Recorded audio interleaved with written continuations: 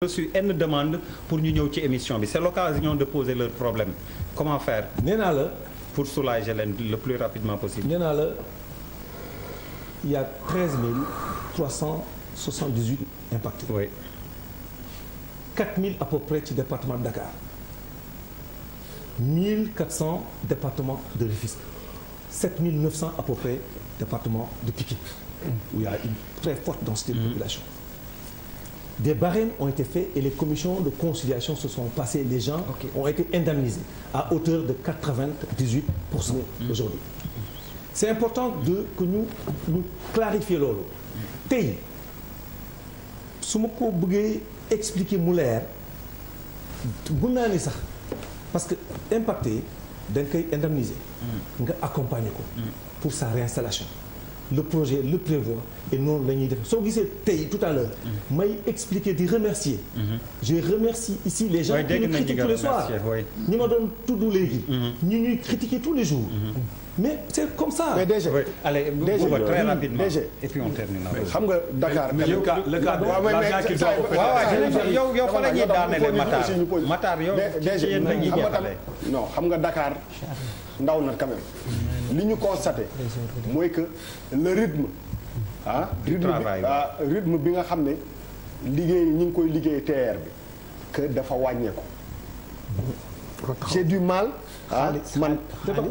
j'ai du mal fu mu ne nii au jour d'aujourd'hui man on est au mois de septembre octobre novembre ma gëm que ni TER na daw que dina daw. mais et puis y a pas d'argent. non mais xaaral rek moom foofu laa jëm dama ne li ñu constaté tey jii nii li tax nit ñi ne nii mooy que dafa mel ni TER bi dafa taxaw.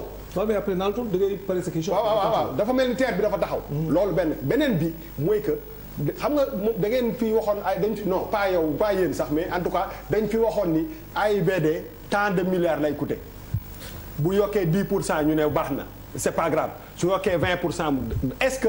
on risque bu affaire bi pare qu'on se retrouve ak benn enveloppe de. ça serait Birima ba du yow de. waxuma Birima du yow lay poser question bi. du yow dama ne est-ce que am na possibilité que ñu retrouver wu avec benn enveloppe bu.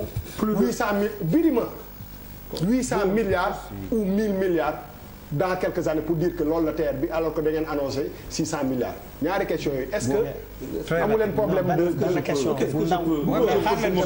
non on y va. ça colle aux questions à la question de Bouba et puis non nañ parce que sinon après parce que am nga yoo xam ne booy teg sa cin ngay togg añ mais sa dem ak ñëw entre sa néeg ak waañ gi day gën a bëri mais soo xasee ba pare togg il faut que ñu wàññeeku.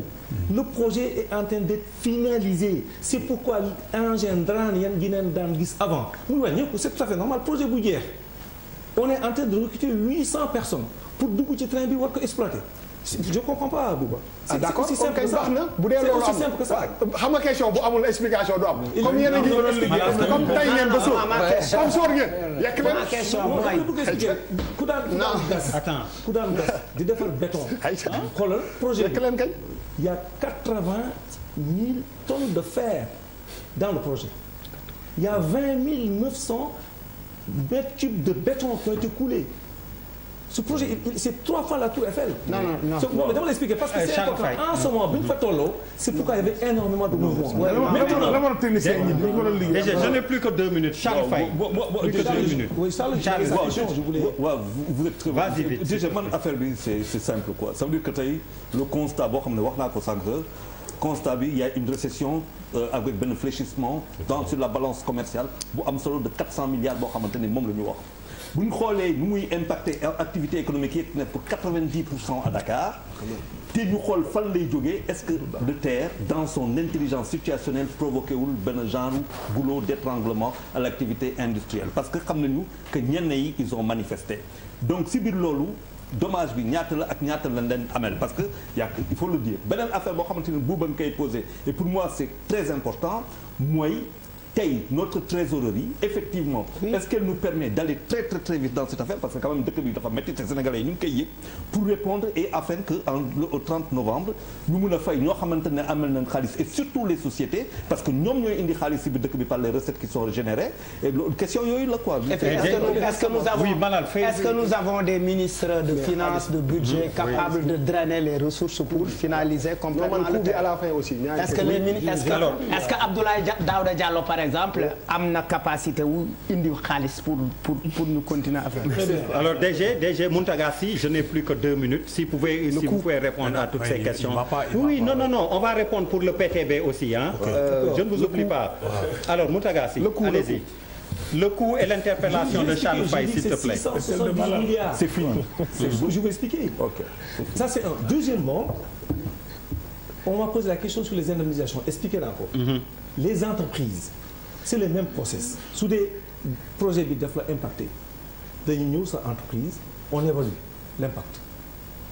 Dans l'impact mooy soo amee tabax mooy emprise. ñu évaluer sa bâtiment. évaluer sa ay machines.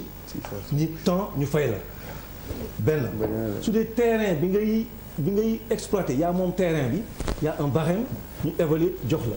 après on a ce qu'on appelle les pertes de revenus c'est-à-dire perte de revenus yoo xam ne moom la projet bi di impacter ba ngay réinstaller waat. Toutes les pertes de revenus sont évaluées, les impôts sont payés et aussi les entreprises, on les accompagne pour leur réinstallation. Vous avez payé toutes les entreprises, vous ne devez plus rien.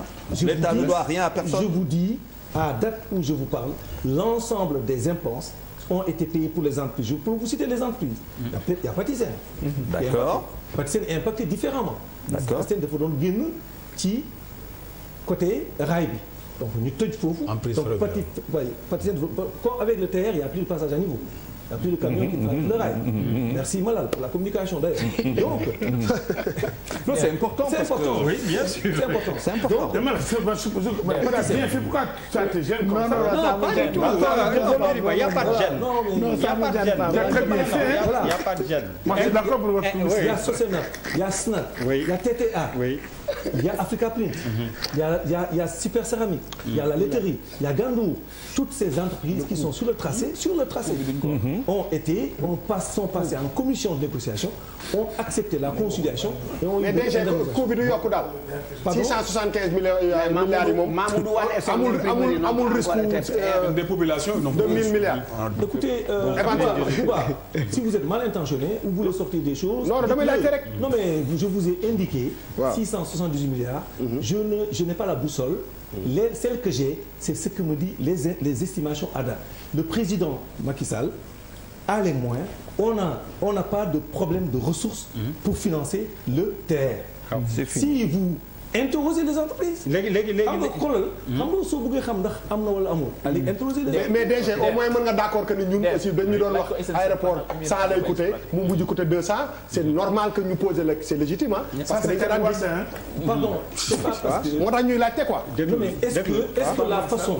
honnêtement la façon bi nga gisee le pays est géré aujourd'hui avec sa vision.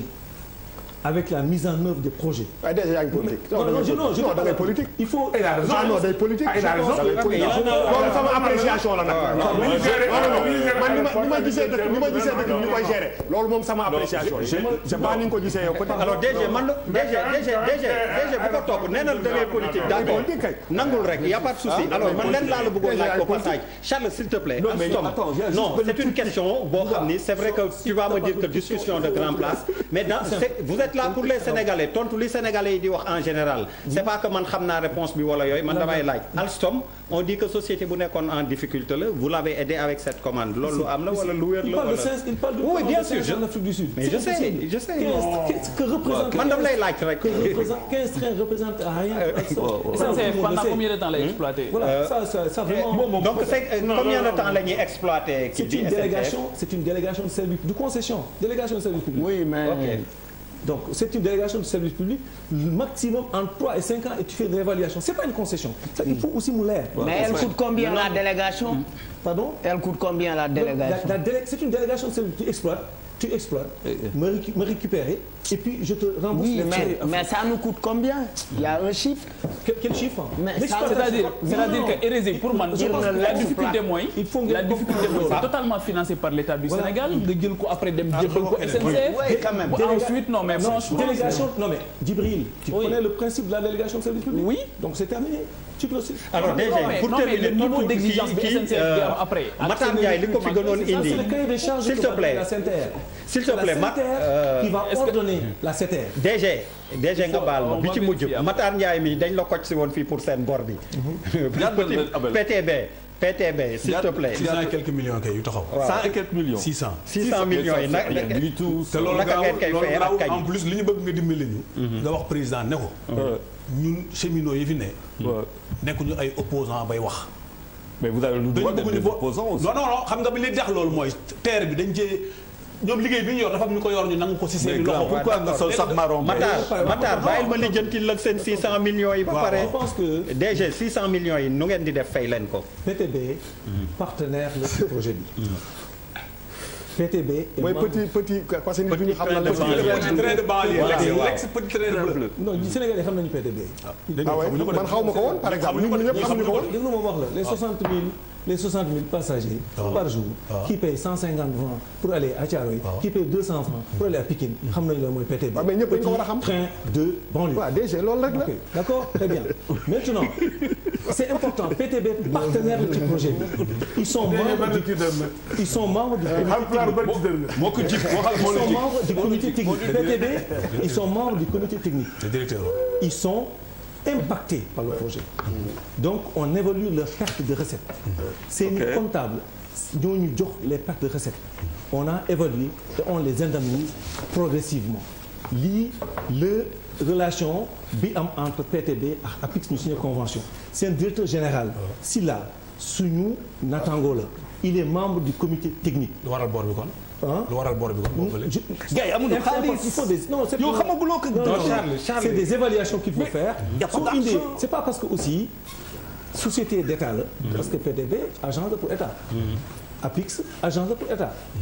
Donc c'est pas parce que c'est une société d'État. Si on nous donne des factures on nous donne des coûts et des charges il faut ñu dugal ko ci ay loxo yu wóor ñu xool ko saytu ko ne lii lay jar ñu rembourser. Ce sont ces procédures. non DG léegi Abdoulaye ma ñaan la benn affaire. ma ñaan ko mais vraiment pare yi daanale.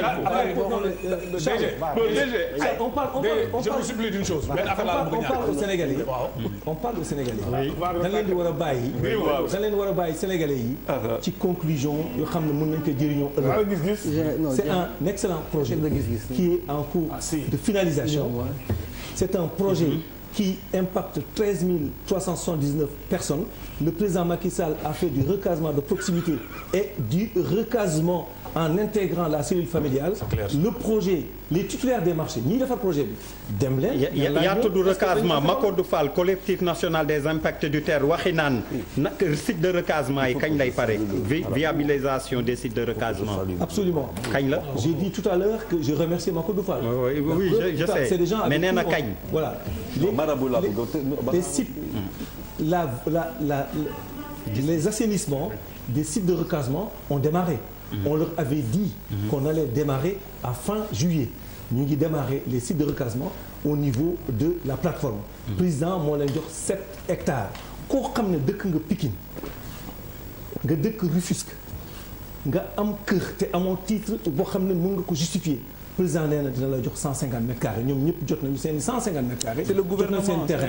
C'est important de le dire. C'est important et dégg nañ ko DG gis nga li duuf yëpp. maintenant li duuf yëpp du xëj ci. exactement mais ndekete dégg nga wolof de gis-gis nee na li duuf yëpp.